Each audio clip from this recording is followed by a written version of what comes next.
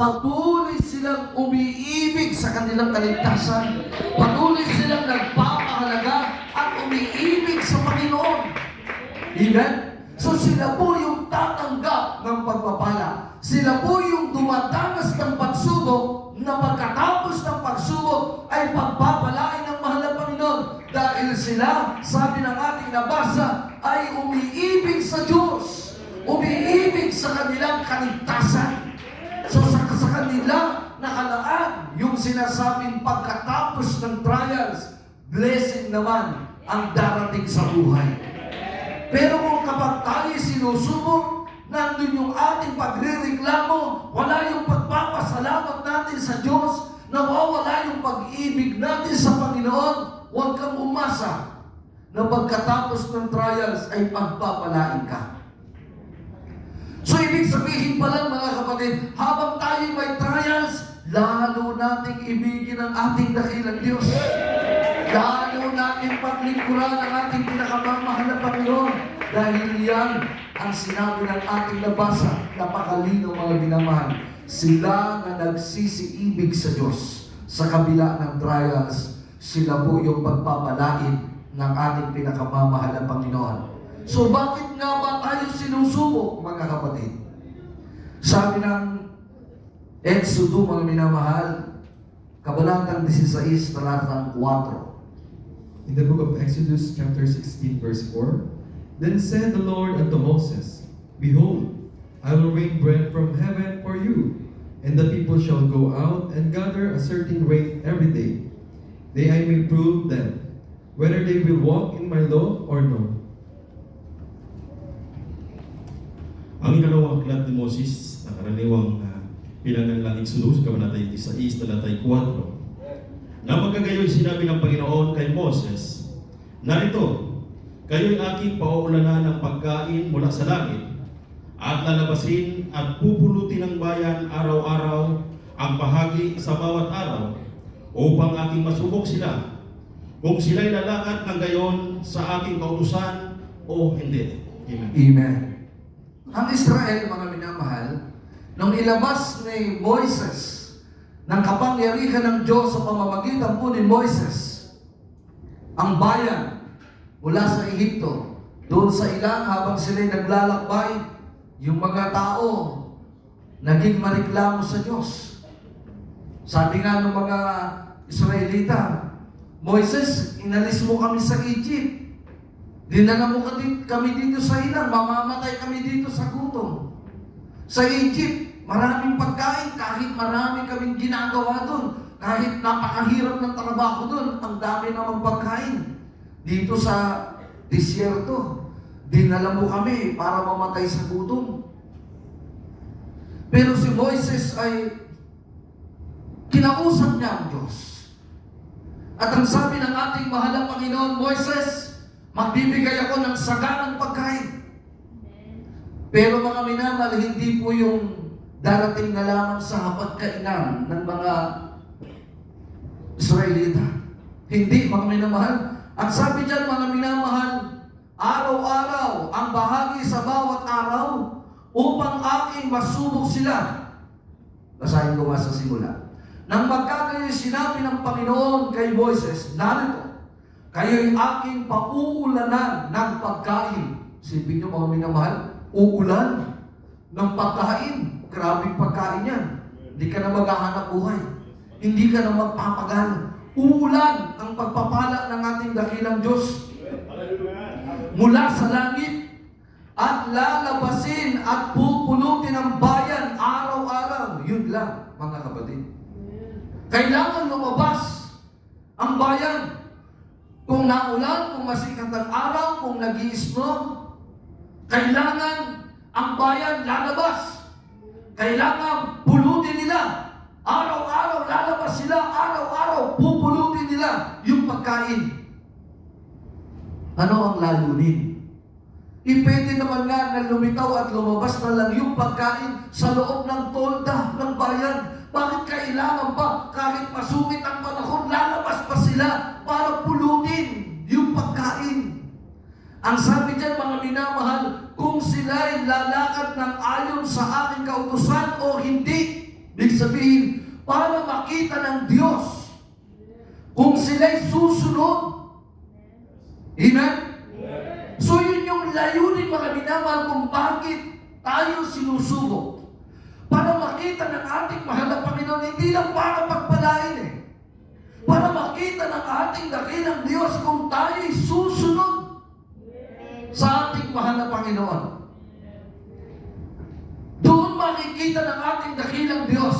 Kaya may trial sa buhay ng Kristiyano. Kahit ng mga unang panahon, yung mga heroes of the Bible, mga banal sa Biblia, mga mananagumpay sa Biblia, mga malalapit sa mahal na Diyos. Dumanas sila ng pagsubok, mga kapatid. Sabi ng ating nabasa, para makita, para mapatunayan ng Diyos kung karapat dapat sila. Amen? So yun yung layunin ng pagsubok sa buhay ng Kristiyano, para makita ng ating mabait na Diyos kung tayo po'y lalakad ng ayon sa Kanyang kalooban, kung tayo magpapatuloy sa Kanyang kapusan o hindi. Kaya nga merong mga Kristiyano na kapag dumarating ang trial sa kanilang buhay, yung iba nagpapahinga na sa paglilingkod sa mahal na Panginoon. Yung iba nagpapalamig-lamig na sa paglilingkod sa ating pinakamamahal na Panginoon. Kaya hindi sila nakapagpatuloy, hindi sila pinagpala ng mahal na Panginoon. Pero yung mga nagtiis, yung mga nagsakripisyo, yung mga nagpatuloy, ibig sabihin sila yung patuloy na lumalakad sa kalooban ng Diyos. Sila po yung patuloy na sumusunod sa mga pamantayan palatuntunan ng Diyos. Na kahit merong mabigat silang pinamasan, kahit meron silang kahirapan sa buhay, patuloy nilang sinusunod ang katuwiran ng kalooban ng mahal na Panginoon.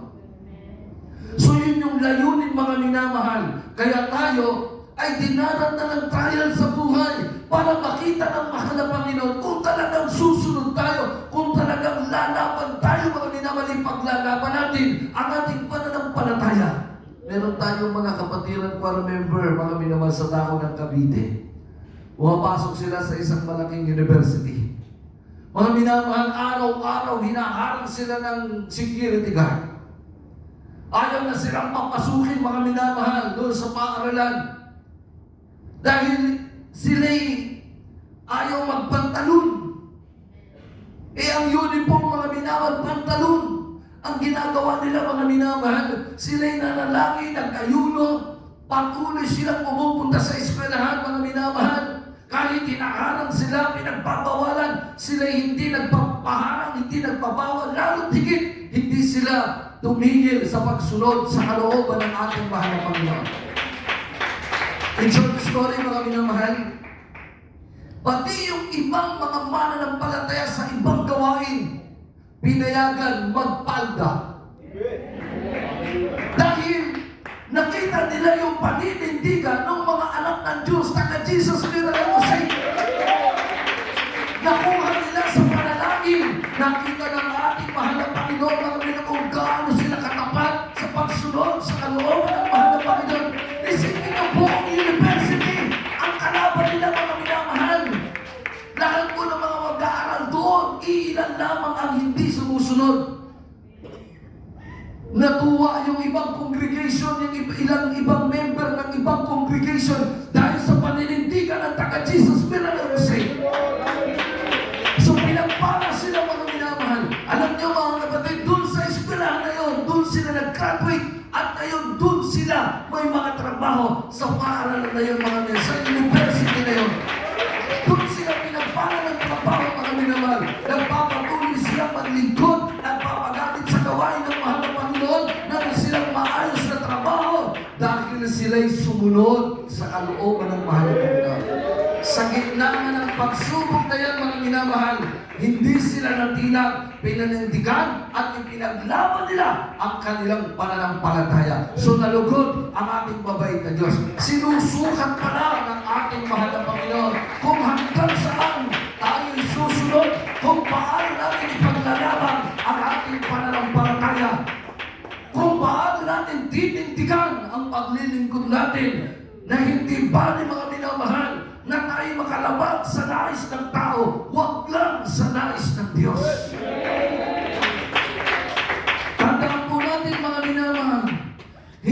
tayo bibigyan.